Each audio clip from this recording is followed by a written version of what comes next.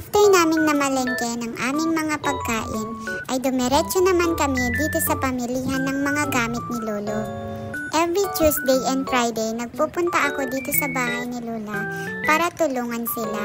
Yun lang kasi ang araw na may driver. At dahil 2 araw lang yung schedule ng driver, naparami kami ng nabili ni Lola. Ihahatid ko muna itong unang batch sa sasakyan.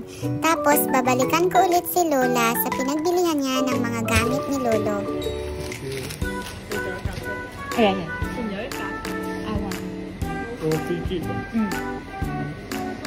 At meron daw free yung Pampers na binili ni Lola na isang trolley.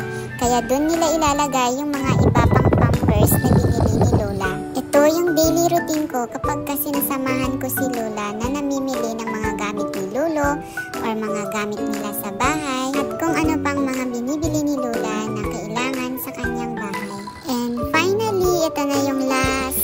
Next time ulit. Thank you guys. God bless everyone.